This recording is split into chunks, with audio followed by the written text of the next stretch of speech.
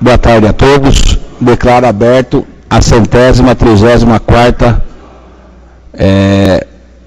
sessão ordinária da 13ª Legislatura da Câmara Municipal de Mairink. Peço ao secretário que faça chamado dos senhores vereadores. Alexandre Peixinho. Presente. Elinho Moreto. Presente. Kiyoshi Hirakawa. Presente. Vitório Júnior.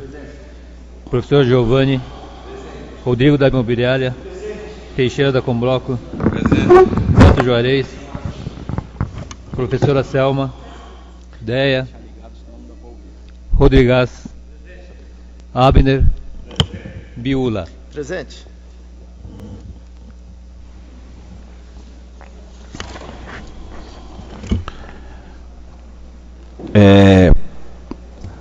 Em discussão a ata da 133ª sessão ordinária. Em discussão. Em votação, os vereadores favoráveis à comissão, se for contar aqui as vantagens. Está aprovada a ata da 133ª sessão ordinária. Ata da 70ª sessão extraordinária. Em discussão. Em votação. Os vereadores foram favoráveis à discussão, os que foram contar aqui as vantagens. Está aprovada a ata da 70ª sessão extraordinária. Peço ao senhor secretário que dê andamento nos trabalhos.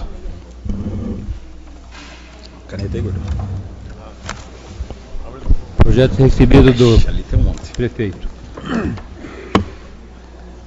Projeto número 41 dispõe sobre a autorização para alterações do PPA, Plano Plurianual, da LDO, Lei de Diretrizes Orçamentárias e abertura de crédito adicional especial.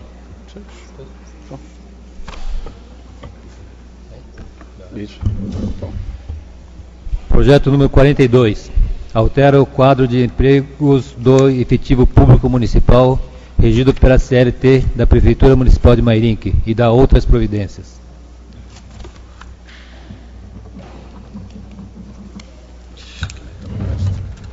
Recebido dos vereadores. Projeto de lei número 55/2016-L. Revoga as leis números 2710/2007 e 2718/2007, que autorizam o Executivo a dar plena quitação dos encargos constantes da escritura pública de doação com encargos da empresa Prodes Industrial de Imóveis, Instalações e Empreendimentos Limitada. Projeto de lei número 56/2016-L. Revoga a lei número 3059/2013, que institui a contribuição para custeio do serviço de iluminação pública no município de Mairink e dá outras providências. Está ouvindo? Estou. É isso mesmo. Projeto de lei número 57/2016-L. Autoriza o Executivo Municipal a instituir o Programa de Pagamento por Serviços Ambientais, PSA.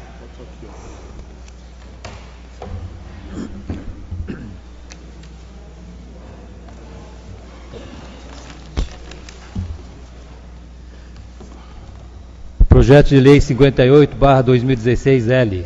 Dispõe sobre o loteamento Reneville. Projeto de lei no 59/2016-L. Altera a denominação do edifício Mairink para edifício Prefeito Professor José Luiz Bellini e dá outras providências. Projeto de lei número 60/2016-L. Dispõe sobre a proibição dos estabelecimentos bancários em recusarem o recebimento de boletos dentro do prazo de vencimento e de contas de consumo, tais como água, luz, telefone e taxas diversas de qualquer valor, diretamente nos caixas de atendimento presencial e dá outras providências.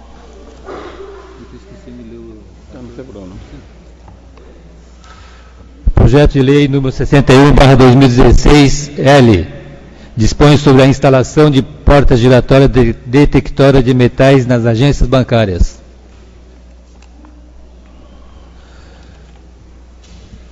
Projeto de resolução número 17/2016.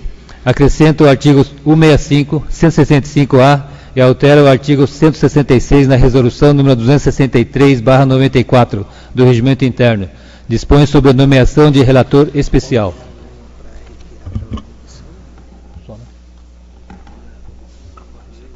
Continua? Direto? Não sei se puder anunciar.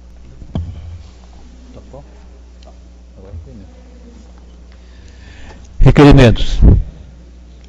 Requerimento número 395/2016. Senhor Presidente, usuários do transporte coletivo reclamam que ao longo da estrada Governador Mário Covas faltam abrigos com cobertura nas paradas, o que faz os passageiros aguardarem o ônibus expostos às condições do tempo.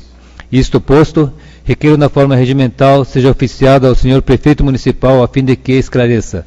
A Prefeitura pretende dotar de cobertura as paradas da estrada Governador Mário Covas? 2. Se positivo, quando? Quais os locais beneficiados? 3. Se negativo, 1. Por quê? Gabinete do Vereador Beto Juarez.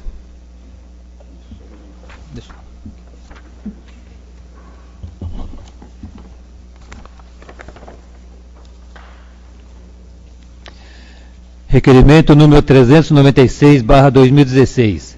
Recentemente foi entregue pela empresa responsável o serviço de manutenção nas obras de pavimentação do bairro Benzenex, no centro de Dona Catarina. Conforme relatos de moradores, há vários pontos com peças soltas excedendo do asfalto de paralelepípedos. Isto posto, requeiro na forma regimental seja oficiado ao senhor Prefeito Municipal a fim de que esclareça: 1. Referido serviço será recuperado? 2. Se positivo, quando? 3. Se negativo, por quê? Vereador Beto Juarez. Requerimento número 397/2016. Senhor Presidente, devido às chuvas dos últimos dias, as ruas dos bairros Dona Catarina, Concremix, Barão da Castelo, Paineiras, Estrada Sentido Serim, Loteamento do Neno, Mato Dentro, Cristal, Capoava, Roseiras, Vale da Esperança, Cebandilha e Arco-Íris sofreram certos danos, necessitando urgentemente obras de recuperação. Isto posto, requeiro na forma regimental seja oficiado ao senhor Prefeito Municipal a fim de que esclareça: 1. Referidas vias serão recuperadas? Se positivo, quando? Se negativo, por quê? Gabinete do Vereador Beto Juarez. Requerimento número 398/2016. Senhor Presidente, a Prefeitura Municipal contratou a execução de obras da construção da Unidade Básica de Saúde do bairro Vale da Esperança e cujo investimento estimado em R$ 549.679,72. Visitando o local para fiscalizar os serviços, notamos o estado de abandono do canteiro de obras. Segundo consta, está paralisado há mais de um ano, além de paredes com infiltrações, materiais de construção abandonados ao redor da obra, sendo que muitos desses tijolos, blocos e canaletas estão quebrados. Isto posto, requeiro na forma regimental seja oficiado ao senhor Prefeito Municipal a fim de que esclareça: 1. Por que referida obra está paralisada? 2. Quando a mesma será retomada? 3. Qual a estimativa de prazo para a efetiva conclusão da mesma? Gabinete Vereador Beto Juarez. Requerimento número 400/2016. Senhor Presidente, considerando o seguinte relato dos agentes da GCM de Mairinque: 1. Houve nomeação de coordenador desse serviço da GCM. 2. A proibição de estacionamento de veículos particulares dos agentes em serviço no recinto da base da GCM de Mairinque. 3. Estado precário das viaturas da GCM de Mairinque. Exposto isto, é que requeiro na forma regimental seja oficiado o senhor Prefeito Municipal a fim de que esclareça: 1. Procede às colocações acima? 2. Quais são as atribuições do cargo de coordenador de serviço da GCM? 3. Este cargo de coordenador geral está previsto no decreto número 5.564/2011, que regulamenta as funções da GCM? Se não, como efetua a nomeação? 4. Hierarquicamente, onde se enquadra o cargo de coordenador da GCM e qual sua remuneração? 5. Quantas viaturas da GCM estão em condição de uso operacional? 6. Qual o motivo da proibição de estacionamento dos veículos particulares dos agentes em serviço na base da GCM de Mairinque? Vereador Kiyoshi Hirakawa. Requerimento número 401/2016. Senhor Presidente, senhores vereadores, senhoras vereadoras, na rua Tomás Natali, centro, sentido ao bairro Jardim Cruzeiro, nas proximidades da escola denominada Northway, há um retorno, porém a via é estreita para se fazer um retorno, e que pode ocasionar um congestionamento ou acidentes. Exposto isto, requeiro na forma regimental seja oficiado ao senhor Prefeito Municipal a fim de que esclareça: 1. A possibilidade de sinalizar o retorno com uma placa de regulamentação denominada proibido retornar à esquerda no sentido ao bairro Jardim Cruzeiro? Se positivo, 1. Quando será feito? Se negativo, 1. Por quê? Gabinete Vereador Rodrigo da Imobiliária. Requerimento número 402/2016. Senhor Presidente, senhoras vereadoras, senhores vereadores. Na rua Tomás Natales, centro, sentido ao bairro Jardim Cruzeiro, há uma árvore que necessita ser podada, pois a mesma impede a visão de uma placa de regulamentação denominada pelo Código de Trânsito Brasileiro, proibido virar à esquerda. Exposto isto, requeiro na forma regimental seja oficiado ao senhor Prefeito Municipal, a fim de que esclareça: 1. Quando será feita a poda da árvore? Gabinete Vereador Rodrigo da Imobiliária. Requerimento número 403/2016. Senhor Presidente, senhoras vereadoras, senhores vereadores. A rua Durval Luiz de Oliveira, no bairro Terras de São José, encontra-se com diversos buracos, dificultando o trânsito na via e podendo causar danos aos veículos que transitam pelo local. Exposto isto, requeiro na forma regimental seja oficiado ao senhor Prefeito Municipal a fim de que esclareça: 1. Quando será feita a operação tapa-buraco na via? 2. Por que até o presente momento a medida citada acima não foi tomada? Gabinete Vereador Rodrigo da Imobiliária. Requerimento número 404/2016. Senhor Presidente, senhoras vereadoras, senhores vereadores. A rua Tiradentes, no bairro Nova Mairinque, nas proximidades da pastelaria denominada Tio Zico Tia Fia, encontra-se com diversos buracos, dificultando o trânsito na via e podendo causar danos aos veículos que transitam pelo local. Exposto isto, requeiro na forma regimental seja oficiado ao senhor Prefeito Municipal a fim de que esclareça: 1. Quando será feita a operação tapa-buraco na via? 2. Por que até o presente momento a medida citada acima não foi feita? Gabinete Vereador Rodrigo da Imobiliária.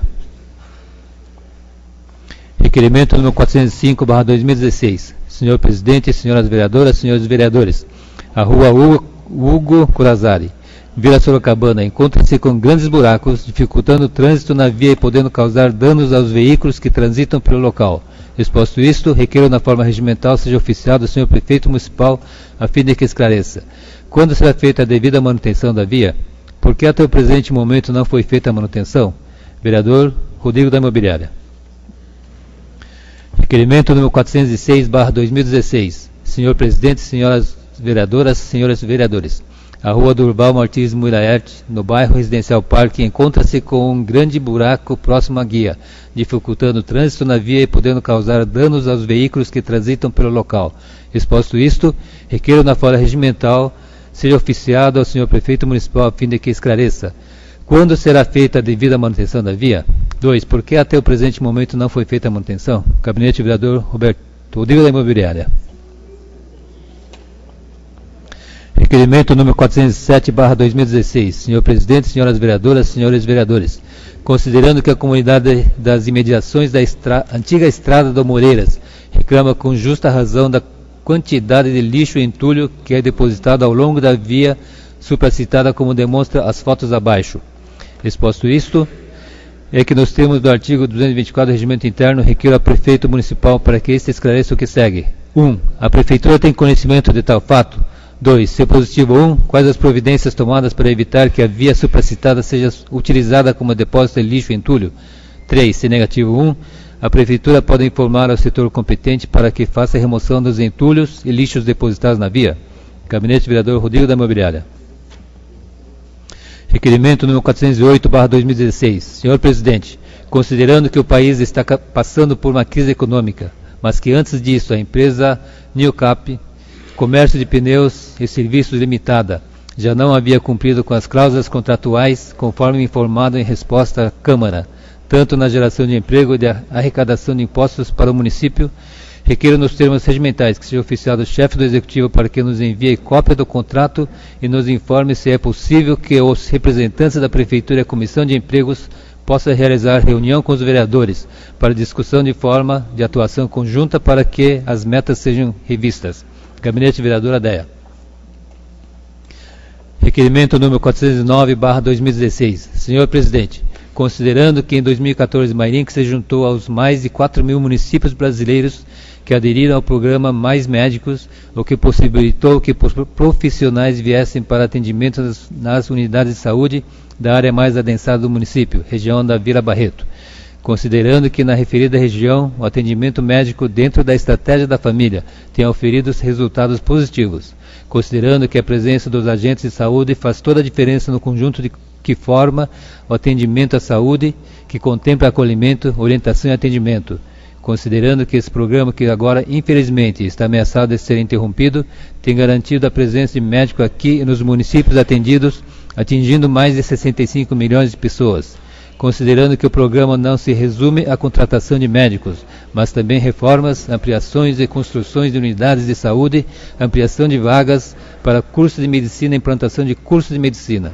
Considerando que a Prefeitura indicou as unidades da Vila Granada e Cristal para serem ampliadas e reformadas, sendo que a da Vila Granada será entregue no próximo dia 16 de 6 de 2016 e que agora reunirá condições para que um passo importante seja dado no sentido de cortar aquela unidade com médico de família e agentes de saúde. Requeiro nos termos regimentais que seja oficiado o chefe do Executivo para que nos informe o seguinte. 1. Quais os médicos do programa que atendem em Mairinque? Citar a unidade de saúde. 2. Será apresentado o projeto para a implantação do posto de saúde da família PSF na UBS da Vila Granada. Vereadora Deia. Requerimento número 410/2016. Senhor Presidente, considerando que desde o início de concessão da Raposo Tavares, há mais de 15 anos, Mairinque convive com a expectativa da obra de duplicação da rodovia no trecho do quilômetro 63 até o quilômetro 72, divisa com os municípios São Roque e Alumínio. Considerando que essa obra foi por vezes adiada e é anterior à concessão referida, que o município convive com os problemas de ter sua área urbana cortada pela rodovia, principalmente no trecho que passa pela região da Vila Granada, Barreto e Marmereiro, onde residem cerca de 40% da população urbana da cidade. Considerando que nas audiências públicas e que a população pode expor os problemas e registrar reivindicações referentes às obras previstas, de forma que contemple o atual número de veículos e aumento da população dos bairros. Considerando que já houve audiências em São Roque há muitos anos para a discussão das obras no trecho da rodovia daquele município. Considerando que as informações sobre os estudos e anteprojetos a serem implantados próximo ao terminal rodoviário e nas vilas Granada e Barreto, entre o quilômetro 63 e 67 anunciadas pelo Departamento de Estradas de Rodagem, DR, e concessionária, não atendem plenamente às expectativas do município, sejam moradores e autoridades. Considerando que, diferentemente de outras épocas, em que o terminal rodoviário do município era só uma promessa, hoje a obra encontra-se na fase final e sendo a sua localização com frente para a rodovia em questão. Ou seja, o acesso principal do terminal é para a rodovia e que esse equipamento urbano vai aumentar o fluxo de veículos. Considerando que a obra de duplicação precisa contemplar acesso marginal da Vila Sorocabana para os bairros Granada, Barreto e Marmeleiro, pois sem isso todo o trânsito local continuará sendo feito pela rodovia e que essa marginal faz parte do antigo estudo da duplicação. Considerando que ao referido estudo realizado anos atrás, que contempla essas reivindicações, quilômetro 65,5, sem a necessidade de uma via circundando o terminal rodoviário, elevando todo um trânsito para a rua Francisco Melguizo. Considerando que antes do atual estudo ser ultimado e dos anteprojetos se tornarem projetos, a nossa reivindicação é pela realização de audiência pública para apresentação e discussão de forma que se possam apresentar a argumentação e se evitar transtornos e conflitos. Requeiro nos termos regimentais que seja oficiado a Artesp, Agência Reguladora de Serviços Públicos, Delegados de Transporte do Estado de São Paulo, para que a agência marque uma audiência pública para discutirmos sobre a mencionada obra da rodovia Raposo Tavares. Requeiro, se aprovado, sejam enviadas cópias deste para a Prefeitura Municipal de Mairinque, a OAB, Subseção Mairinque, a Comissão de Transporte da Lesp e ao Ministério Público Local. Vereadora Deia.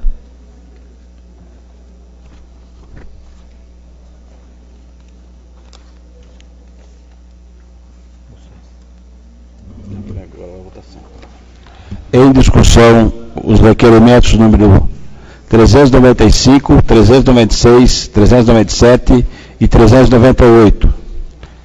Passa a palavra, senhor presidente. Com a palavra, vereadora, qual o requerimento, vereadora? Só um minutinho. Eu vou achar.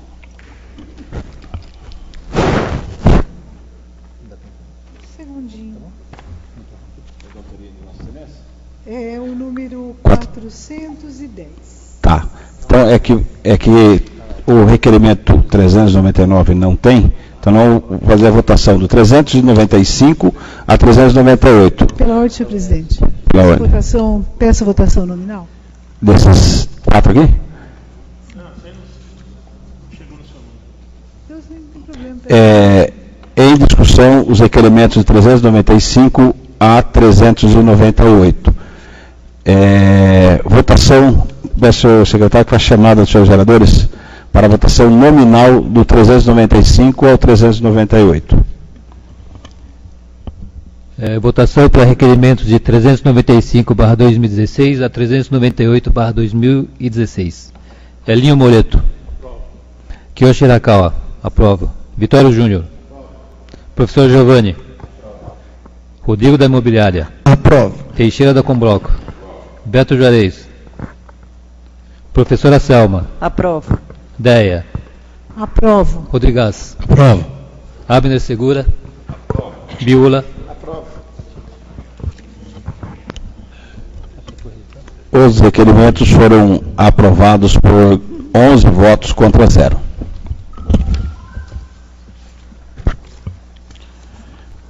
Em discussão, os requerimentos de 400 a 410, destacado em discussão os requerimentos de 400 a 410. A senhora vai fazer uso da palavra, vereadora? No 410? Tá. Então, em votação, os vereadores por favor da Constituição, os que foram contados aqui orçamentais, estão aprovados o requerimento do número 400 ao número 410.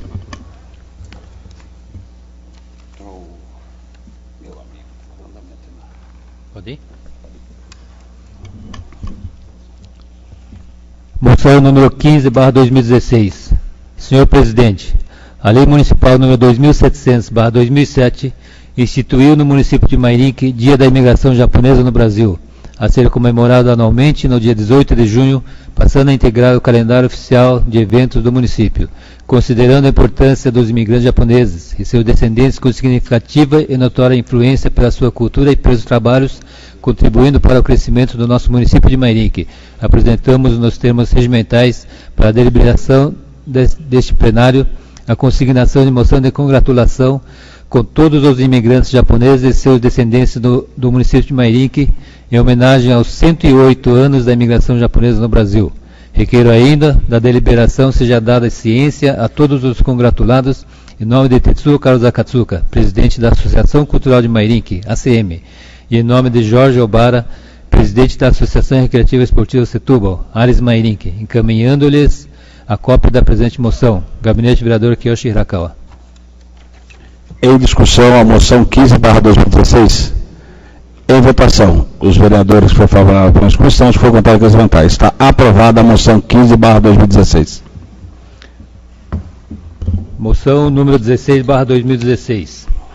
Senhor Presidente, senhoras vereadoras, senhores vereadores, é sabido de todos que a CCR Via Oeste vem implementando as obras de duplicação das mãos de direção na rodovia Raposo Tavares, no trecho que transpassa o município de Mairinque. O projeto original prevê a construção de mureta divisando as pistas, de modo que o acesso aos bairros que margeiam a rodovia Granada, Nova Granada, Barreto, Recanto dos Eucaliptos, Marmereiro, Monjolinho e imediações fica suprimido, o que faria com que retornos fossem feitos unicamente próximo ao terminal rodoviário de Mairinque ou próximo à concessionária Rockville em São Roque. A Câmara constituiu a presente comissão, a qual em audiências públicas reivindicou da CCR Via Oeste a criação de dispositivos de acesso. Atendendo ao pleito da comissão, a empresa realizou adaptações do projeto original, contemplando a criação de um viradouro, que possibilitaria o acesso às localidades supradescritas no ponto onde hoje é o acesso à estrada Antônio de Oliveira Santos, estrada do Sertanejo, que entretanto pende de aprovação pela Artesp, Agência Reguladora de Transportes do Estado de São Paulo. Ciente dessa possibilidade, na data de ontem, visitamos a Artesp, acompanhados do deputado estadual Dr. Márcio de Camargo, presidente da Frente Parlamentar em Defesa da Raposo Tavares, quando fomos recebidos e informados pelo Dr. Teodoro Pupo, que o projeto alternativo depende de homologação do governador do Estado, por se tratar de uma alteração que implica em despesas do projeto original a serem suportados pelo poder concedente. Por todo o exposto, e conscientes da necessidade da aprovação desse projeto alternativo, pois contempla dispositivo de acesso aos bairros já mencionados, e que diretamente beneficiará toda a coletividade mainiquense, e que propomos a consideração do plenário a presente moção de apelo dirigida ao excelentíssimo senhor Geraldo José Rodrigues Alckmin Filho, governador do Estado de São Paulo, a fim de que este homologue o projeto alternativo da duplicação da rodovia Raposo Tavares. Câmara Municipal de Mainique, 16 de junho de 2016. A Comissão de Assuntos Relevantes. Vereador Rodrigo da Imobiliária, presidente. Vereador Rodrigues, membro. Vereador Kiyoshi Hirakawa, membro. Vereador Beto Juarez, membro. Vereador Teixeira da Combroco, membro.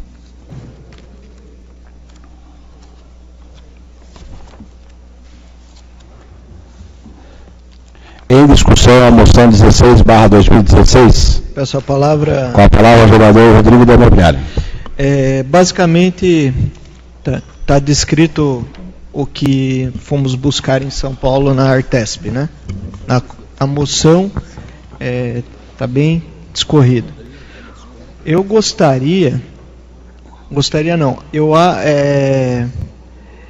eu pediria o apoiamento de todos os vereadores nessa moção, porque esse é um assunto que será discutido em breve. Pelo que foi nos passado para mim, para o vereador Rodrigues e para o vereador Kiyoshi, ainda esse mês será encaminhado para o governador o pedido, né, principal, que seria esse acesso para Barreto e a Granada.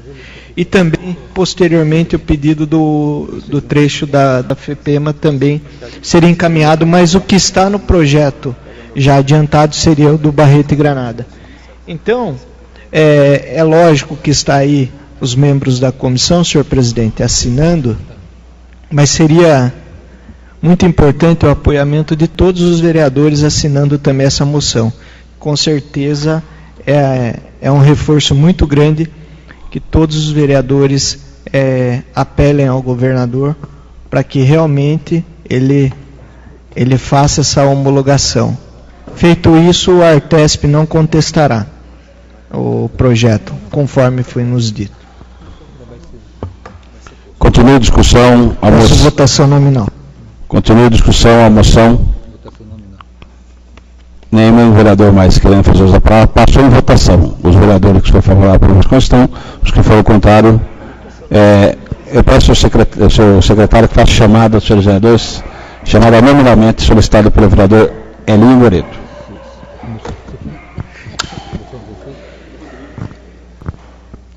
Chamada nominal, ele que pediu.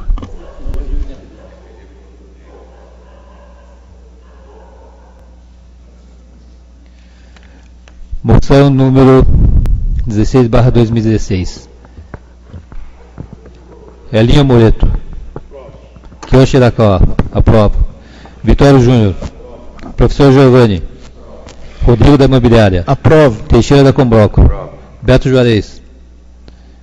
Professora Selma. Deia. Rodrigues. Abner. Aprovo. Biula. Desculpe, Abner segura. A moção foi aprovada por 11 votos contra 0.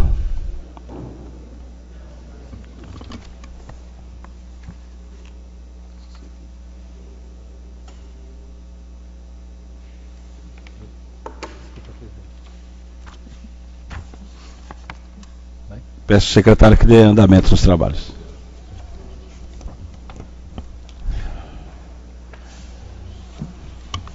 Parecer Tribunal de Contas 1813/026/2013. Assunto: dispõe sobre as contas do Executivo relativas ao exercício de 2013. Responsável: Rubens Merguizo Filho.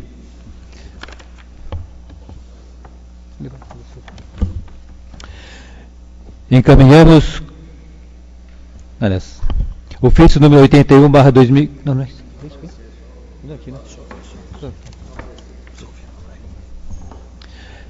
Gostaria de pedir ao presidente que pudesse pôr em discussão a possibilidade da suspensão da leitura desse parecer, que é bastante volumosa, que mesmo porque vai ser colocado, vai ser disponibilizado para todos. Em discussão o pedido de supressão da leitura. Aí cabe aos vereadores que forem favoráveis ou que forem contra a leitura do parecer.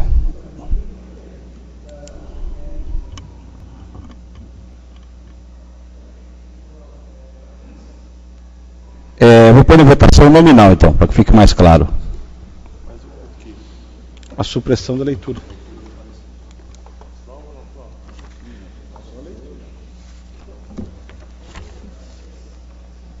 Então, só um minuto. Eu gostaria que então passar para o relator ler o parecer. Aí ele... Pronto, vou colocar... Vamos ler. Se quiser ler na tribuna. Lê na tribuna.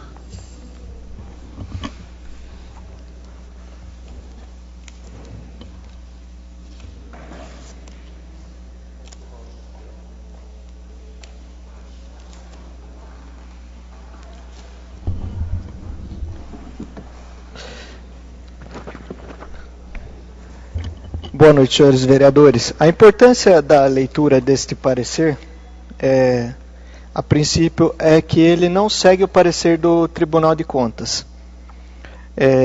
Foi feita uma análise bem aprofundada das problemáticas e cabe aqui uma justificativa onde vai ser lido o parecer que foi elaborado pela comissão.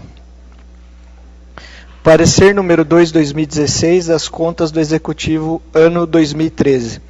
O presente parecer tem por objetivo analisar as contas municipais do ano de 2013, conforme parecer do Tribunal de Contas do Estado de São Paulo, TC 1813/026/2013, que foi recebido em 3 de novembro de 2015, por intermédio do protocolo 289 de 15. Foi lido e dado conhecimento em plenário e publicado o aviso público em 14 de novembro de 15, colocando à disposição do público até dia 7 de março, nos termos do artigo 163 e seguintes do Regimento Interno e do parágrafo 3º do artigo 31 da Constituição Federal. Nesse período não houve nenhum cidadão interessado. Em despacho do servidor responsável pelo controle dos prazos, foi informado à presidência que não foi elaborado parecer conforme preconiza o regimento interno em seu artigo 165. Após a consulta pela presidência, a Consultoria Orçamentária e Estatística decidiu-se pelo reenvio à Comissão de Orçamento e Finanças, concedendo novo prazo, o que, vencido, fui nomeado como relator especial, atendendo a sugestão feita para que no prazo de 15 dias elaborasse parecer sobre as contas municipais, conforme ato da presidência 15 de 9 de maio de 16. Os autos foram recebidos em 10 de maio de 16. E em virtude da indicação da interdição do edifício Mairinque, a presidência expediu o ato 16 de 18 de maio de 16, suspendendo o expediente nos dias 18, 19 e 20 de maio, bem como os dias 23, 24 e 25 de maio de 16, pelo ato da presidência número 17, de 23 de maio de 16, prorrogando o prazo para o dia 14 de maio. Participaram da elaboração desse parecer, mesmo sendo o encargo do relator especial, membros da comissão, vereador Teixeira e Rodrigues.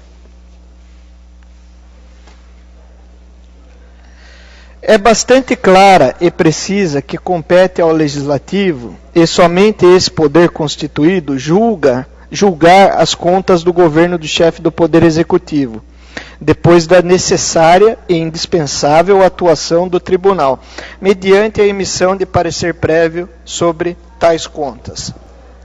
E está em perfeita consonância o princípio da separação dos poderes, uma vez que o Legislativo representa o povo, fonte primária e titular dos recursos e bens públicos.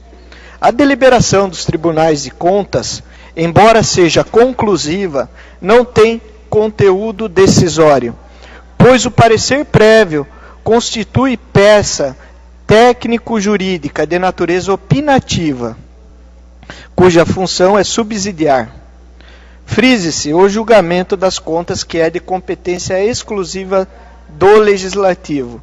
O Tribunal de Contas elabora parecer que é analisado pelo Poder Legislativo, cabendo a este o julgamento das contas, quando o legislador constitucional atribuiu ao Tribunal de Contas a função de auxiliar.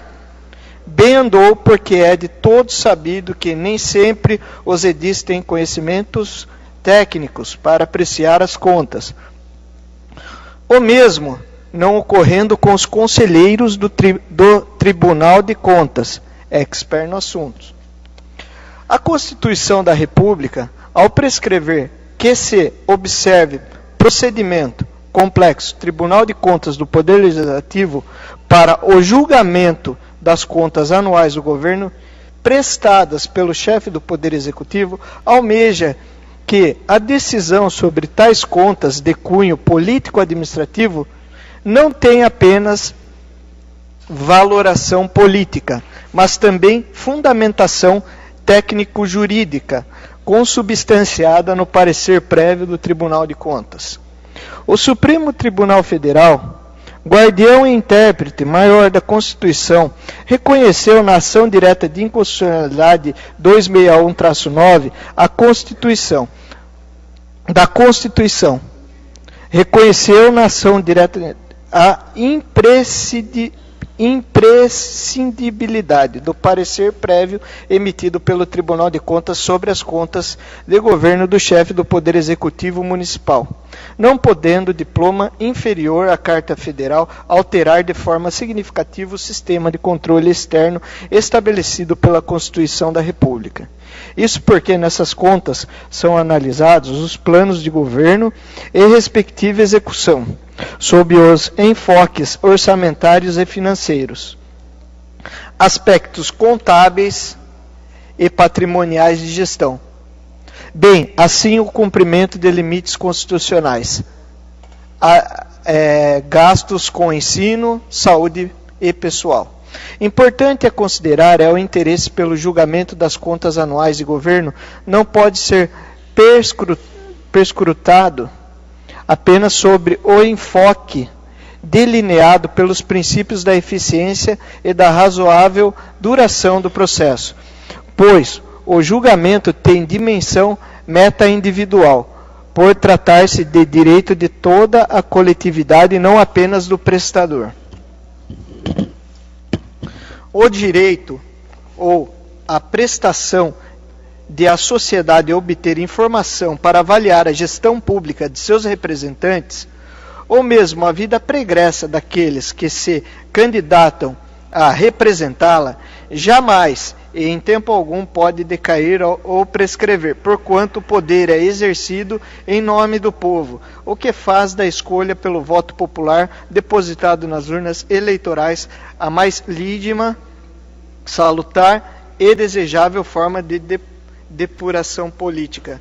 Assim, o Tribunal de Justiça de Minas Gerais emendou: ação direta de inconstitucionalidade 12643/3, letra B, inciso 7º do artigo 39, segundo do artigo 135, artigos 136 e 137 da Lei Orgânica do Município de Medeiros.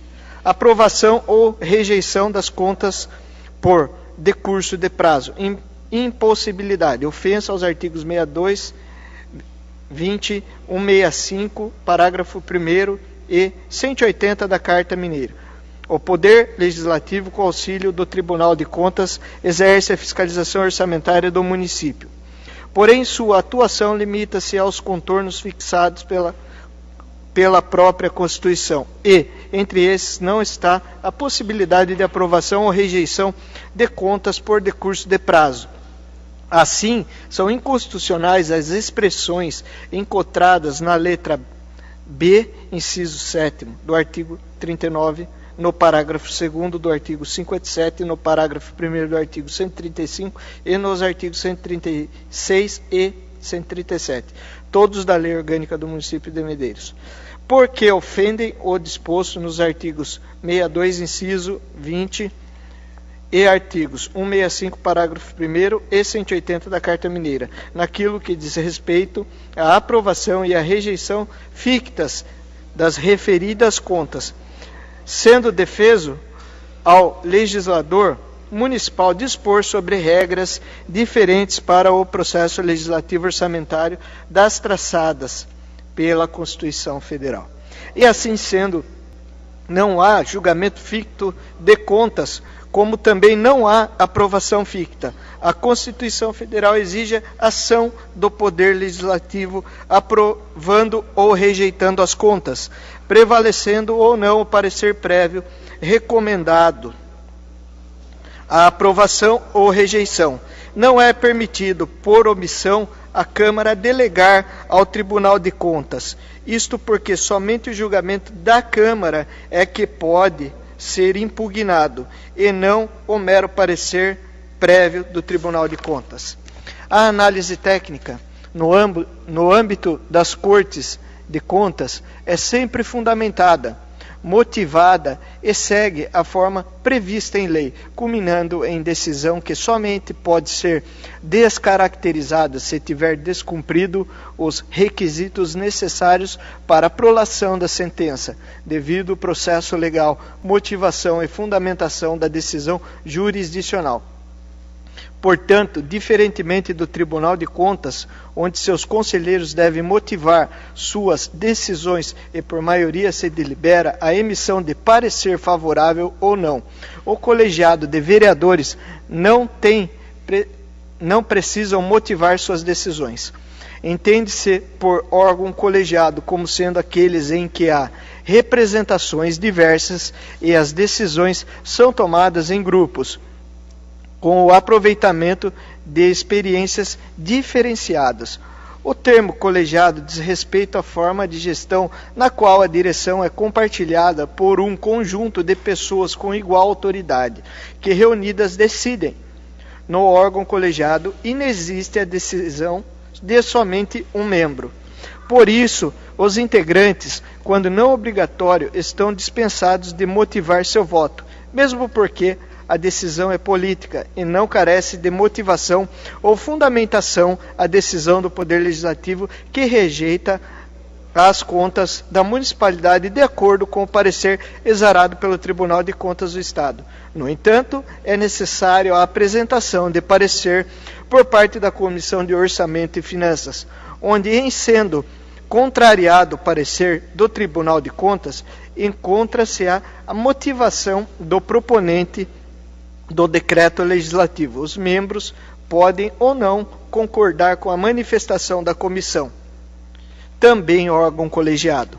Deve-se dar ciência ao responsável pelas contas do parecer da Comissão de Orçamento e Finanças para que possa ser motivo de contraditório e o exercício da ampla defesa, inclusive no plenário. Da decisão proferida de forma coletiva ou individual, nem o judiciário pode adentrar neste mérito. Claro está que o judiciário não pode adentrar o mérito das deliberações da mesa, das comissões ou do plenário, nem deve perquirir as opções políticas aonde conduziram à aprovação ou rejeição dos projetos, proposições ou vetos. Por ser um ato de julgamento, mas sem a necessidade legal de motivação de seu voto, não cabe perquirir os fundamentos que levaram o integrante do Legislativo a deliberar de forma favorável ou contrária. Como se reafirma, o ato de aprovação ou rejeição de contas de agente político, governador de Estado, é ato próprio da Assembleia, não podendo nele imiscuir-se o judiciário, a quem compete tão somente o controle da legalidade. Das contas anuais, uma pequena introdução. cada pessoa que analisa um determinado fato, ou mesmo texto legal, irá extrair disso um juízo de valor. Entende-se por juízo de valor um julgamento feito a partir de percepções individuais, tendo como base fatores culturais, sentimentais, ideológicos e preconceitos pessoais, normalmente relacionados aos valores morais. No entanto, o juízo de valor no âmbito jurídico também pode ser entendido como uma qualidade positiva, desde que o julgamento seja feito tendo como princípio um conjunto de valores universais, de cunho moral e ético. Em razão disso, as decisões judiciais podem ser modificadas, mas dentro do sistema recursal, mas não pode o judiciário intervir em ações políticas, onde a discricionariedade é permitida. Sendo assim, em que pese a existência de irregularidades na condução da coisa pública, pode o julgador relevar por entender que não trouxe maiores prejuízos à coisa pública e que, por vezes, atendeu à finalidade pretendida, mesmo que forma diversa a que tenha sido dada a norma. Isso não quer dizer que o outro julgador tenha por obrigação relevar, atenuar da mesma forma, ou seja, tenha por obrigação aceitar e não aplicar as sanções devidas ao caso em apreço, pois cada pessoa tem um jeito diferente de ser. Por este motivo é que tem julgamento onde colegiados são mais rígidos e outros nem tanto, pois para cada caso concreto há de se ter uma decisão, e por vezes diferente. Depois desta introdução, procuraremos responder algumas questões que nos foram feitas e responder levando-se em conta o conhecimento acerca da matéria. Das irregularidades apontadas. Atendendo ao princípio do contraditório e da ampla defesa, é oportunizado ao interessado a apresentar a defesa ou se manifestar acerca dos relatórios dos agentes de fiscalização. E pelo que se em folhas em 12 de novembro de 14 foi requerida a juntada de instrumento de procuração e no dia 4 de dezembro de 14 foi pedido a prorrogação de prazo e decorreu o prazo solicitado sem manifestação, nesse sentido não é possível trazer as justificativas do ordenador de despesas. A transparência e o acompanhamento das políticas públicas. Dentre os princípios constantes no artigo 37 da Constituição Federal e na Constituição Estadual, em seu artigo 111, está o da eficiência. Há também na Constituição do Estado a determinação de que se mantido um sistema de controle interno com a finalidade de comprovar a legalidade e avaliar os resultados quanto à eficácia e eficiência da gestão orçamentária, financeira e patrimonial nos órgãos e entidades da administração estadual, bem como da aplicação de recursos públicos por entidades de direito privado, bem como o de avaliar o cumprimento das metas previstas no Plano Plurianual, a execução do Programa de Governo e orçamento do Estado, a administração não mais pode ser levada de forma empírica. Por isso, a legislação traz instrumento para que os recursos públicos sejam bem aplicados e que retornem em efetivo benefício à população. Conforme Agrícola de Souza Betley, existe uma grande dificuldade de definir um conceito exato para o planejamento, pois os conceitos, processos, métodos e técnicas utilizados por autores e professores têm significados diferentes. Além disso, na administração são mutáveis constantemente. Outra dificuldade é que os conceitos mudam para cada país, pois cada língua se expressa de maneira diferente e nem sempre existe uma tradução apropriada. Djalma de Oliveira cita os principais aspectos quanto a planejamento.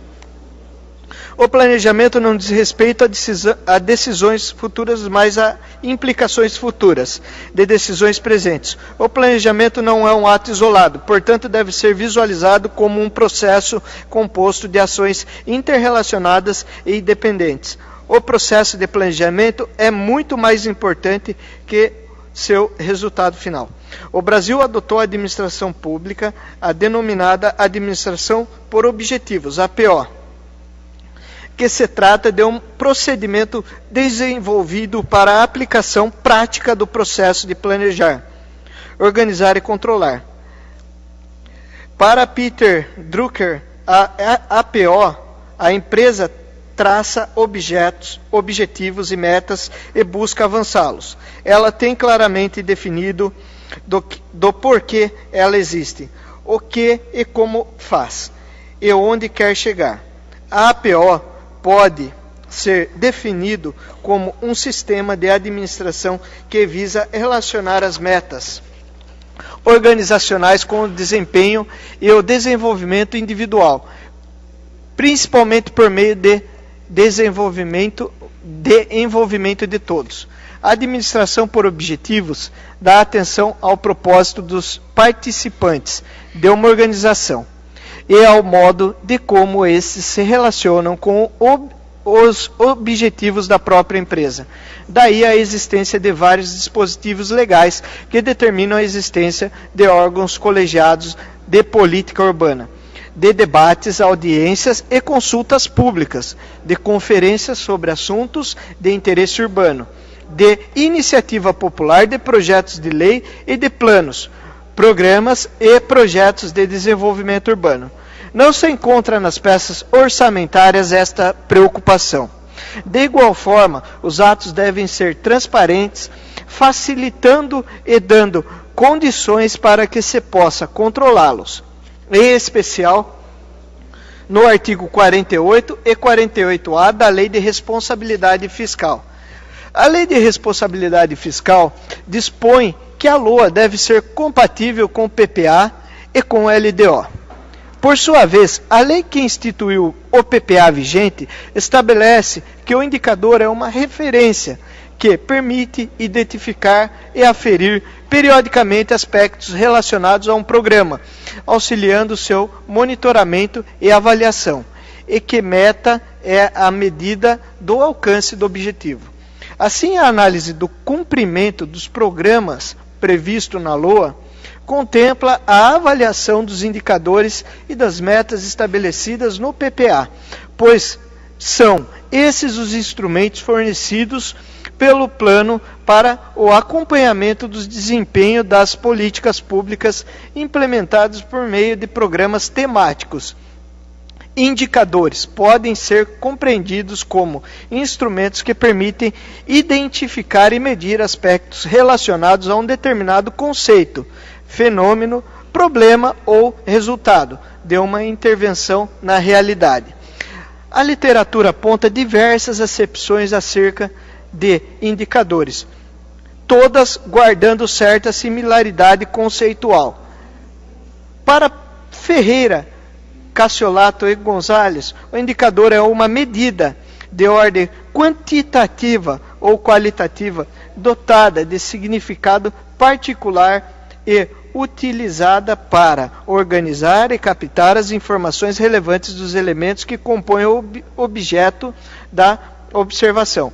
É um recurso metodológico que informa empiricamente sobre a evolução do aspecto observado. A principal finalidade de um indicador é traduzir de forma mensurável determinado aspecto de uma realidade dada, situação social, ou construída ação de governo, de maneira a tornar operacional a sua observação e avaliação.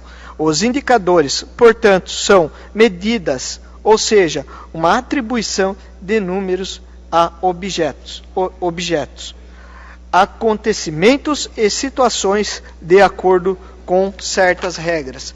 Dentre as funções básicas que podem ter os indicadores, duas podem ser destacadas: a função descritiva e a função valorativa. A função descritiva consiste em aportar informação sobre uma determinada situação social ou ação pública, como, por exemplo, quantidade de famílias em situação de pobreza ou número de estudantes que recebem bolsas de estudo. Já a função valorativa ou a avaliativa implica em agregar informação de juízo de valor a partir da situação anterior, para verificar a importância relativa de determinado problema ou se o desempenho do programa é adequado. Em que pese o poder tecer críticas ao legislativo em razão de eventuais falhas, não tem ele condições de fixar ou escolher os melhores indicadores, pois falta-lhe elementos de planejamento e de elaboração das peças orçamentárias. Por conta disso, duas opções restam ao legislativo. A primeira é a de rejeitar as peças de orçamentação, ou a de deliberar com alterações pontuais, tentando adequá-las às regras constitucionais e legais. Ainda que alguns poucos indicadores possam ser encontrados nas peças orçamentárias referentes ao ano de 2013, outros não atingem a que se propõe. A avaliação da eficácia das medidas implementadas pela administração, isto é, o total de serviços prestados ou bens produzidos em face das metas previamente definidas, é um dos fatores que não podem ser negligenciados na avaliação e no monitoramento de qualquer programa. Além dos indicadores voltados à mensuração da eficácia, pouco utilizados nas peças orçamentárias PPA, LDO e LOA/2013, é necessário a adoção de outros que tratem diretamente de aspectos relacionados à efetividade, à economicidade, eficiência e à efetividade. O primeiro é destinado ao caráter quantitativo da execução das ações governamentais. Os três últimos revestem uma dimensão mais propriamente qualitativa. Quanto à efetividade, é a medida do grau de atingimento objetivos que orientaram a constituição de um determinado programa, tendo como referência os impactos na sociedade. Já a eficácia é a medida do grau de atingimento das metas fixadas para um determinado projeto. A atividade ou programa em relação ao previsto. No caso do exemplo abaixo, o percentual de execução física e o percentual de execução financeira consistem em exemplos de indicadores de eficácia da ação. Uma água. Com relação à eficiência, é a medida da relação entre os recursos efetivamente utilizados para a realização de uma meta, para um projeto, a atividade ou programa frente a padrões estabelecidos. E, por fim, a economicidade ou economia é a minimização dos custos de aquisição de dos recursos utilizados na consecução de uma ação, sem comprometimento da qualidade desejada.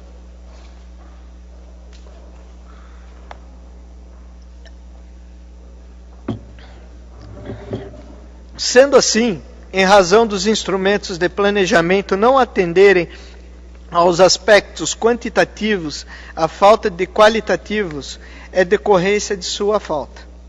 Por conta disso, as menções feitas à dificuldade de se verificar o atendimento às metas pela falta de indicadores confiáveis ou mesmo impossíveis de mensurar a efetividade, a economicidade, a eficiência e a efetividade.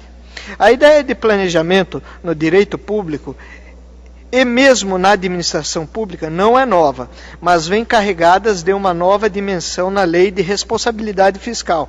Ela tem um conteúdo forte. A lei, em várias passagens, encarece a necessidade do administrador planejar, no sentido de prever ações, projetar situações, diagnosticar com precisão o que deseja, o que dispõe, inclusive em termos de recursos públicos, e como deverá concretamente alcançar as metas delineadas. A preocupação com o planejamento está plasmada por toda a lei, ainda que o termo não apareça em outros dispositivos. A interpretação do conjunto da lei não deixa dúvidas. Sem um planejamento econômico e financeiro bem estruturado, nenhum administrador público conseguirá cumprir os objetivos e a teleologia da lei. A transparência está na emissão de documentos que comprovem a saúde financeira da administração pública. Documento este que falta ao presente projeto. Da não elaboração de planos. Trazem suas considerações os técnicos e o próprio conselheiro relatório que a atual administração não elaborou o plano de saneamento básico e do plano de gestão integrada de resíduos sólidos, em detrimento às disposições contidas no artigo 19 da Lei 11.445 de 2007 e o artigo 18 da Lei 12.305 de 2010. De igual forma, não foi editado o Plano de Mobilidade Urbana nos termos do artigo 24, parágrafo 3º da Lei 12.587, que permitia a sua edição até o mês de abril de 2015. Antes, porém, não se pode olvidar que a Lei de Responsabilidade Fiscal veio para modificar a conduta dos agentes públicos, e dois conceitos fundamentais ressaltam aos olhos, a um simples olhar: o planejamento e a transparência. O artigo 1º, inciso 1º, não deixa dúvidas no intérprete. Ambos são vigas mestras na nova lei. Artigo 1º, parágrafo 1º. A responsabilidade na gestão fiscal pressupõe ação planejada e transparente, em que se previnem riscos e corrigem desvios capazes de afetar o equilíbrio das contas públicas, mediante o cumprimento de metas, de resultados entre receitas e despesas e a obediência a limites e condições no que tange à renúncia de receita, geração de despesas com pessoal, da Seguridade Social e outras dívidas consolidadas e mobiliária. Operações de crédito, inclusive por antecipação de receita, concessão de garantia e inscrição em restos a pagar. Com relação ao plano de saneamento básico, não foi encontrado no site da Câmara Municipal a edição da lei que o instituiu, o que demonstra descumprimento do artigo 19 da Lei 11.445/07. O artigo 19, parágrafo 1º, os planos de saneamento básico serão editados pelos titulares, podendo ser elaborados com base em estudos fornecidos pelos prestadores de cada serviço. Como se vê, a edição da lei em concreto não ocorreu naquele momento. Diz que o plano de gestão integrada de resíduos sólidos, em detrimento às disposições contidas no artigo 18 da Lei 12.350/10, eis a redação do mencionado artigo. Artigo 18. A elaboração do Plano Municipal de Gestão Integrada de Resíduos Sólidos, nos termos previstos por esta lei, é condição para o Distrito Federal e os municípios terem acesso a recursos da União, ou por ela controlados, destinados a empreendimentos e serviços relacionados à limpeza urbana e ao manejo de resíduos sólidos, ou para serem beneficiados por incentivos ou financiamentos de entidades federais de crédito ou fomento para tal finalidade.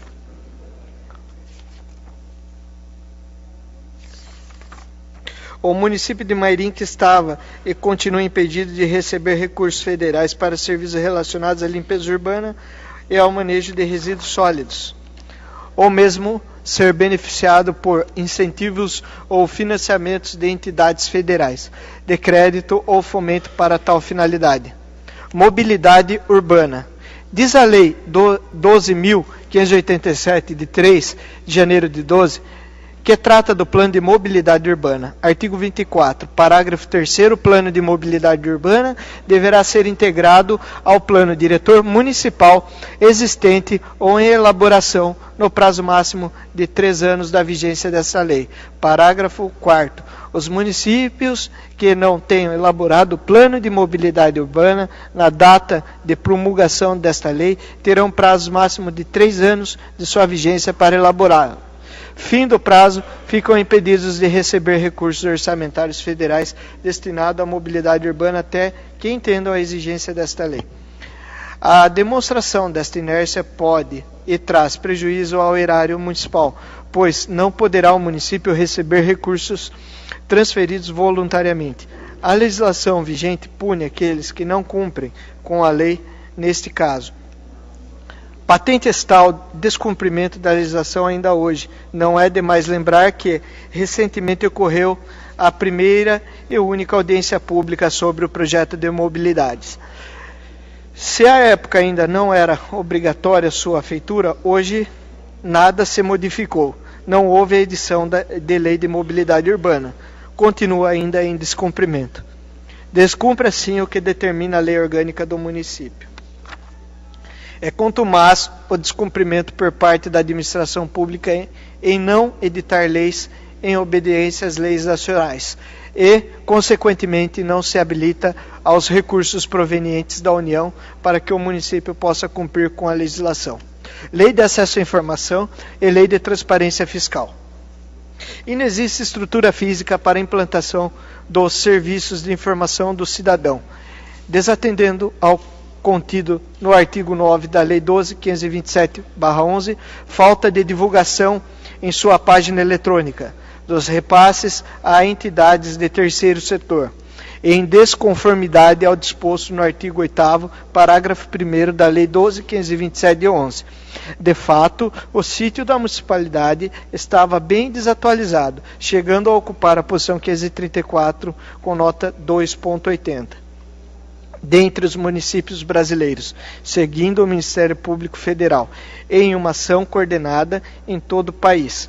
Fez a avaliação da transparência dos portais dos 5.568 municípios brasileiros entre os dias 8 do 9 e 9 do 10 de 2015. No entanto, o que se verifica é a melhora no atendimento aos ditames legais quanto à transparência esperada. Controle interno, ausência de regulamentação e da emissão de relatórios periódicos, desatendendo aos artigos 31 e 74 da Lei Federal. Controle na administração pública é a forma de manter o equilíbrio na relação existente entre o Estado e a sociedade, fazendo surgir daquele as funções que lhes são próprias, exercidas por meio dos seus órgãos, seja esses pertencentes ou vinculados aos poderes executivo, legislativo e judiciário. A finalidade do controle é assegurar que os órgãos atuem em consonância com os princípios constitucionais, em especial o princípio da legalidade, impessoalidade, moralidade, publicidade e eficiência. Tem-se notícias de que, mesmo de forma tardia, a municipalidade está providenciando o atendimento ao que determina a legislação. Dívida de longo prazo. A ausência de contabilização de dívidas judiciais com precatórios, em prejuízo aos princípios da transparência e da evidência contábil. Dívidas que terão que ser pagas em um prazo superior a 1 ano, longo prazo, é uma expressão genérica, e o período de tempo a qual se refere pode variar muito, dependendo da situação. Dívida flutuante. Relaciona a obrigações cujos pagamentos independam de autorização orçamentária, empenho da despesa. A dívida flutuante denomina-se também passivo financeiro, de acordo com o anexo 14 da lei. A sua não contabilização impede a verificação do cumprimento das metas assumidas e traz consequências para a administração e até mesmo criminal. Será proibido de realizar operação de crédito enquanto perdurar o excesso, a obrigatoriedade de obtenção de resultado primário, com limitação de empenho, Lei de Responsabilidade Fiscal, artigo 31, parágrafo 1º, e por deixar de reduzir o montante da dívida consolidada que exceda o respectivo limite, no prazo previsto em lei. A sanção é detenção de 3 meses e 3 anos, perda do cargo e inabilitação para a função por 5 anos. Lei número 10.028 de 2000, artigo 4º, inciso 16. De igual forma, quanto à não contabilização de dívida ativa, esta conduta descumpre o princípio da entidade, da oportunidade, do registro pelo valor original, da competência e da prudência. Dívida ativa. Aumento de 21,22% do montante da dívida ativa. Divergência entre saldos apurados no setor de tributação e aqueles contabilizados e transmitidos através da AUDESP. Fica evidente a pouca eficácia de cobrança da dívida ativa, se comparada à sua inscrição e ao crescimento da receita própria. O que se demonstra é a inexistência por parte da administração de preocupação em melhorar o sistema de arrecadação própria, que poderá até mesmo impedir o recebimento de recursos de outras esferas de governo, pelo que dispõe o parágrafo único do artigo 11 da Lei de Responsabilidade Fiscal, pois faltará efetiva arrecadação de todos os tributos da competência do ente federado. A falta de contabilização e posterior cobrança pode levar à prescrição de créditos e a essa negligência na execução judicial dessa dívida ativa. Inviabilizou o correto reparo dos danos ambientais causados por infratores.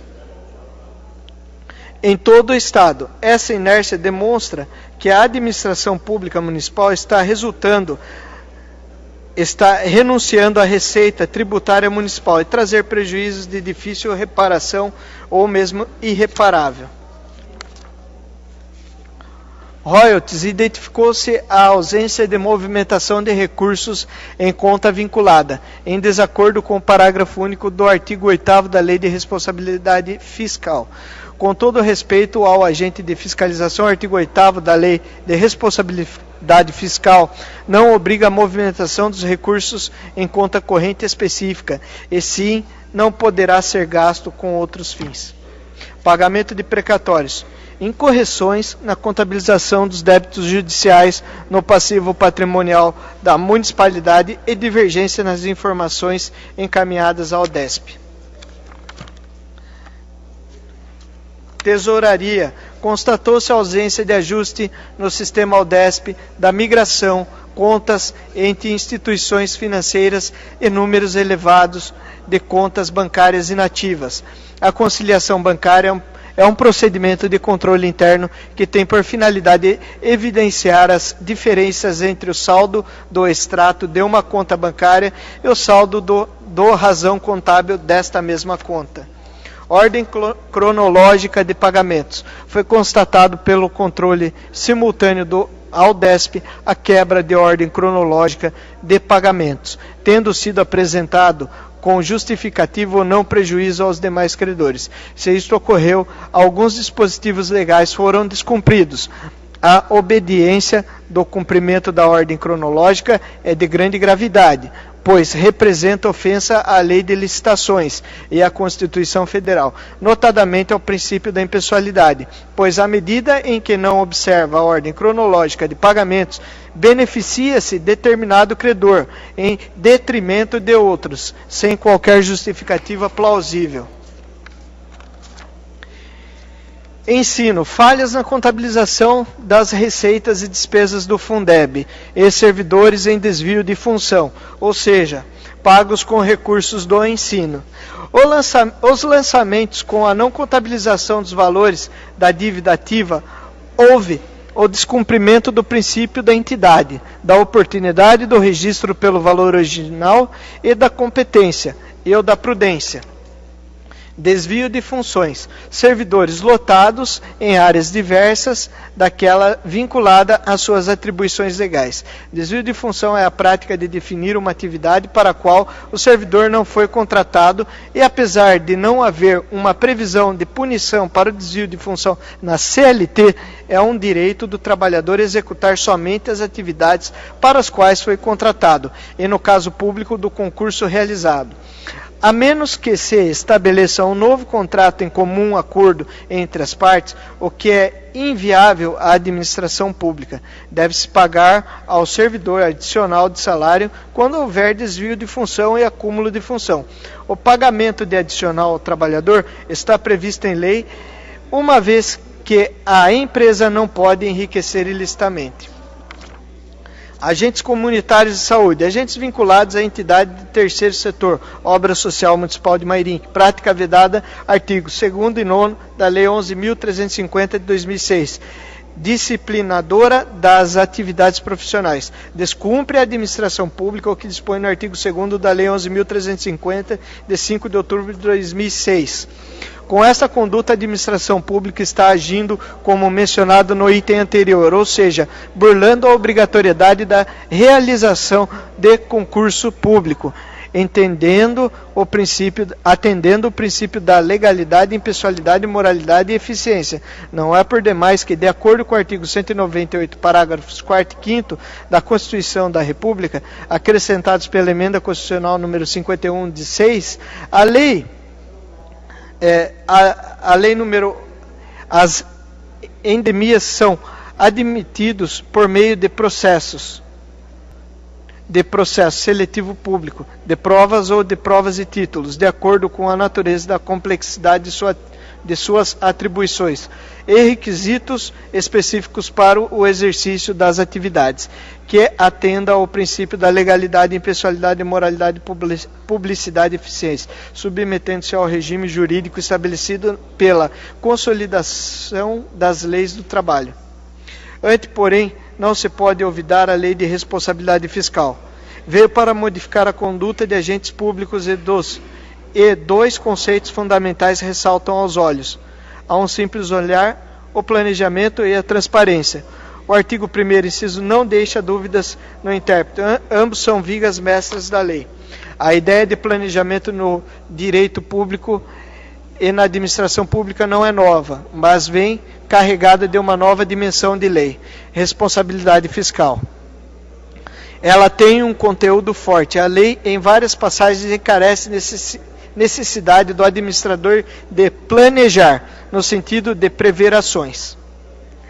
Concluindo, tem-se como certa a existência de várias irregularidades praticadas durante o ano de 2013, além de outras não trazidas estas contas, tal como subsídios do transporte urbano com recursos oriundos do Fundeb, a falta crônica de medicamentos e a perda em razão do vencimento do prazo de validade daqueles que foram adquiridos e não distribuídos pela Secretaria de Saúde, dentre tantos outros, e pelo exposto, e por tudo que consta no relatório do agente de fiscalização e pareceres de agentes públicos no âmbito do Tribunal de Contas e neste relatório, somos pela rejeição das contas municipais do ano 2013. É o nosso parecer.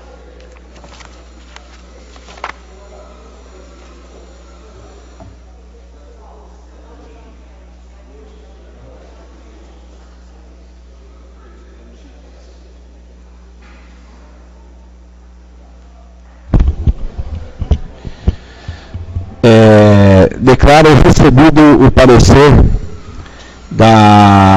do relator e do Tribunal de Contas.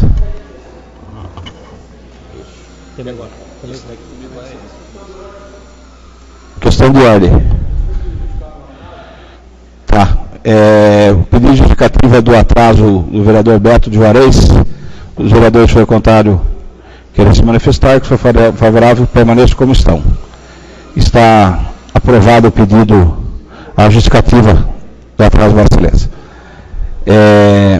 Peço que o relator leia o relatório da comissão.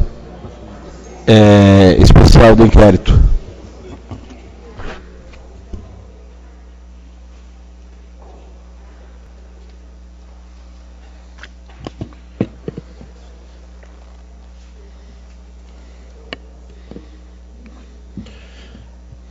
Comissão Especial de Inquérito, onde foi requerida a sua constituição por meio de requerimento 41/2016 e constituída por meio de decreto legislativo 427 de 2016, com o fim de apurar eventuais irregularidades no processo administrativo que estabeleceu os critérios que resultam da fixação do valor da taxa de coleta de lixo a ser praticada no exercício de 2016.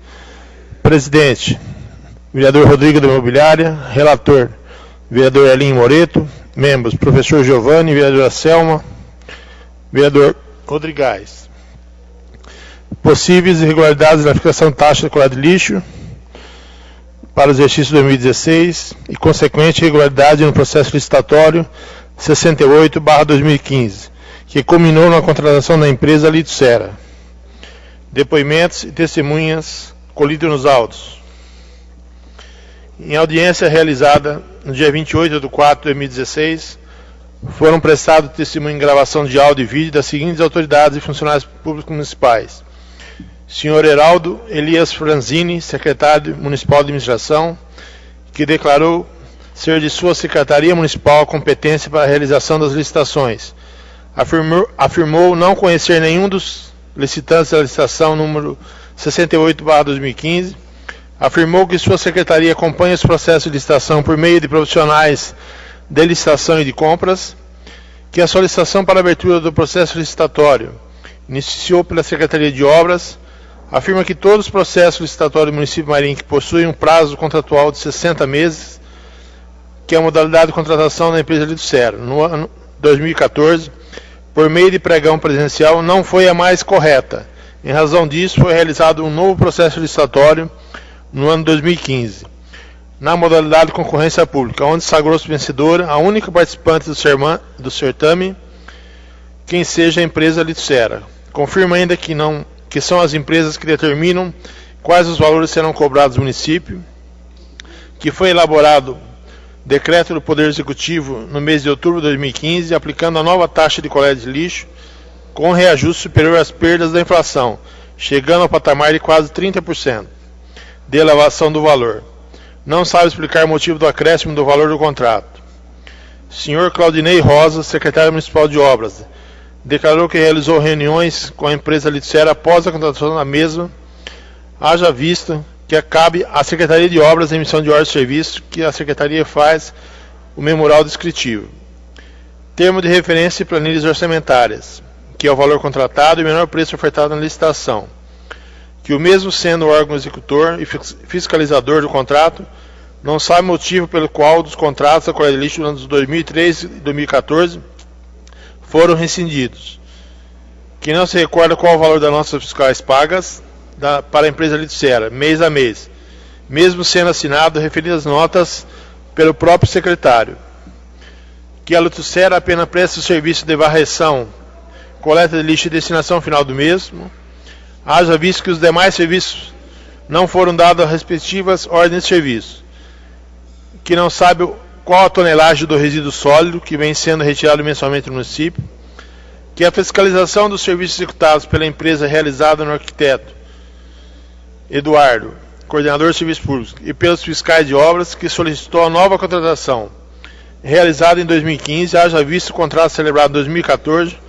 já estava para expirar seu prazo, que não sabe se a Litocera está pagando as taxas de descarte de resíduo no aterro sanitário licenciado, que pode ter ocorrido uma reunião prévia à licitação ocorrida no ano 2015 entre o secretário de administração, prefeito municipal e secretário de obras para discutir sobre referir o processo licitatório, que não lembra dos valores do site para a execução do serviço. Sr. Marcos Alexandre, diretor de administração, que declarou que não teve contato com as empresas que apresentam orçamento no processo licitatório, que auxiliou na parte técnica na referida licitação, se traduz na ajuda à elaboração edital, na condução do processo licitatório, mesmo não sendo membro da comissão de licitação, que na elaboração do edital apegue-se ao modelo já existente no município e adequa às necessidades da licitação. Que as empresas que deveriam apresentar as cotações foram escolhidas pela Secretaria de Obras, que provavelmente partiu da municipalidade em intenção para renovar o contrato celebrado em 2014 com a empresa Litocera. Cláudio José de Muro, membro da Comissão de Licitação. Senhora Débora Simões, chefe de divisão de licitação. Senhora Gláucia Graziele de Almeida, auxiliar escolar da Comissão de Licitação. Senhor Eleito Rodrigues de Paz, Elielto, membro da Comissão de Licitação. Diego Alves, membro da Comissão de Licitação. Senhora Cristina Leonor de Almeida Amorim, chefe do Departamento de Tributos. Senhora Vilma Aparecida, secretário de Finanças. Dr. José Romero Almeida, ex-secretário municipal de Negócios Jurídicos.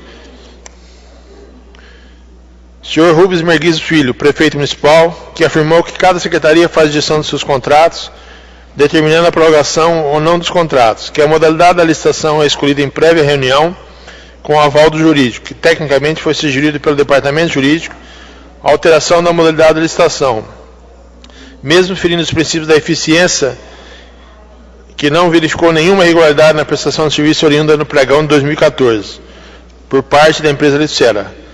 Apenas problemas pontuais que foram corrigidos com este proprietário da empresa Litocera e isso ocorreu após o pregão de 2014. Essa audiência é realizada no dia 16 de maio de 2016. A empresa Litocera prestou seus esclarecimentos, dizendo que foi a única empresa participante que participou da licitação do processo, que achou estranho a empresa participar sozinha da licitação, que teve aumento quantitativo dos serviços executados no ano de 2016 em relação ao pregão ocorrido em 2014. E o Departamento de Compra e Licitação é quem elabora que serão praticados nas licitações, levando a conta de quantidade de tonelagem, dentro de outros fatores que compõem o preço. Considerações. Eis um breve resumo. Pela análise dos processos licitatórios, quais seja o pregão realizado no ano 2014 e a concorrência 2015, ocorrida no ano de 2016, bem como termos de depoimentos temos que a empresa Litocera foi vencedora do pregão ocorrido em 2014 para prestar o serviço de varreção e coleta de lixo, que a empresa Litocera foi a única participante do processo licitatório na modalidade de concorrência em 2015, com o mesmo objeto do pregão presencial, apenas acrescentando novos serviços e quantidades, que ocorreu no exercício de 2016 um aumento espontâneo da taxa de lixo, que o contrário oriundo do pregão presencial ocorrido em 2014 não foi renovado, haja vista que a modalidade do processo licitatório escolhido não era a mais correta, mesmo sabendo que os custos de um novo processo licitatório são infinitivamente superiores a de uma nova renovação, que ocorreu elevação substancial do valor contrário oriundo do processo licitatório, comparado ao valor praticado pela relação do ano 2014. Passamos agora a discorrer novas considerações que deverão ser submetidas ao plenário da Câmara Municipal. Vejamos. O direito administrativo é um ramo particularmente repleto de princípios, pois a proteção dos interesses da coletividade deve estar sempre norteando as atitudes da administração, em geral, a do administrador em particular. A Constituição brasileira consagrou alguns princípios norteados da administração quanto ao seu artigo 37. É sabido que a finalidade específica da legislação é a escolha da proposta mais vantajosa para a administração. Nessa toada temos conhecimento. No caso dos autos, restou verificado que a administração municipal, ao finalizar o processo licitatório 68/2015, onerou os cofres públicos em demasia em relação ao contrato anteriormente assinado com a mesma empresa. Também restou mais do que demonstrado que o contrato celebrado em 2014, oriundo do pregão presencial, poderia ser seu prazo prorrogado, conforme depoimento das testemunhas e da própria empresa, e não foi por sugestão do Departamento Jurídico. Referida sugestão não foi acostada aos atos, ou seja, não restou provado que a referida sugestão foi efetivada. Assim, verifico que no ato da administração municipal, em não renovar o contrato celebrado em 2014 e ter um novo processo licitatório no ano subsequente, que onerou ainda mais os cofres públicos, causou um grave prejuízo ao erário público, elevação substancial dos valores praticados, principalmente feriu uma forma latente aos princípios de eficiência e da economidade. E não para por aí. Temos um processo licitatório 68/2015. A empresa Lucero foi a única concorrente, assim em caráter competitivo do certame inexistiu. Com isso, qualquer valor ofertado pela referida empresa seria tido como executável, em prejuízo para a administração e para a população, pois o valor da cobrança de lixo é rateado entre a população por meio de tarifa. Em razão da atitude do senhor prefeito em não renovar o contrato ainda vigente e promover um novo processo licitatório, que onerou ainda mais os cofres públicos, prejudicou em muito a população de Mairinque, pois houve um exponencial aumento da tarifa de lixo, além de desequilibrar as finanças municipais, conforme expressamente dita pela senhora secretária municipal de Finanças, em seu depoimento, a mesma afirma que o valor previsto para a coleta de lixo de 2016 será insuficiente. E nas palavras do ex-secretário municipal de Negócios Jurídicos, a taxa de coleta de lixo repassada para a população nunca conseguiu por si só custear o contrato. Importa frisar que a empresa Lucera, quando detentora do contrato celebrado por meio de pregão presencial da concorrência pública, nas palavras do senhor prefeito municipal, não sofreu nenhuma punição na administração municipal, ou seja, exerceu seu serviço com presteza, sendo assim não havia motivos plausáveis para rescisão contratual e abertura de um novo processo licitatório. Do princípio da economidade. O princípio da economicidade é extremamente relevante na análise do ato praticado pelo administrador público, que deve buscar a eficiência e a eficácia do serviço com a racionalização na aplicação dos parques recursos existentes. O princípio da economicidade vem inserido no artigo 70 da Constituição Federal e se traduz na promoção dos resultados esperados, com o menor custo possível. Assim, pode ser entendido como conjunção de qualidade, celebridade e menor custo de prestação de serviço.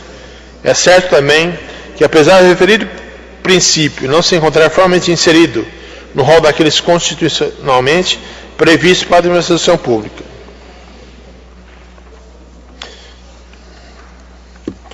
assim, verifico que, em tese, restou demonstrado nos autos que a administração municipal, na pessoa do senhor prefeito municipal, deixou de cumprir o princípio da economicidade, quando ainda, em recurso com o contrato originado pelo pregão presencial 2014, autorizou a abertura de um novo processo licitatório, na modalidade de concorrência, que culminou no aumento substancial do valor contratado, acarretando assim um prejuízo da população em custear o referido contrato.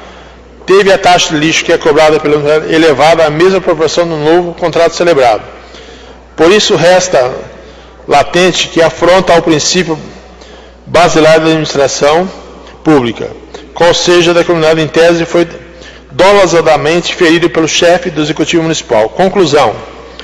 Pelo exposto, verificamos que em tese o senhor prefeito municipal de Mairinque praticou um ato de improbidade administrativa tipificada no artigo 10 da Lei 8.429/92, de forma dolosa, quando, sabendo que poderia renovar no contrato, resolveu deixar o mesmo findar-se de discurso do prazo, e isso promoveu a abertura de um novo processo licitatório, onde a empresa vencedora foi a única participante. Frisa-se, já era a mesma empresa que prestava o serviço anteriormente no município. Além disso, tivemos uma negociação especial do preço de prestação de serviço para o exercício de 2016, bem como a tarifa de lixo repassada no mesmo.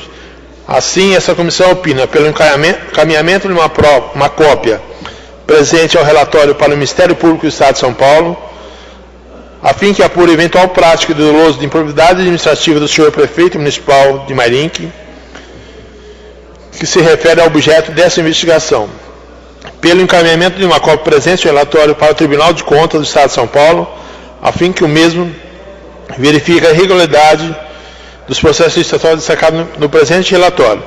Pelo encaminhamento de uma cópia do presente relatório para os órgãos de fiscalização da Prefeitura Municipal de Mairinque, a fim que apure sobre eventuais irregularidades em tese praticadas por funcionários públicos municipais. Era o que tinha o relatado. Assina o vereador Rodrigo da Imobiliária, presidente, o vereador Arinho Moreto, relator, Vereador professor Giovanni, membro. Vereador professor Selma, membro. Vereador Rodrigues, membro.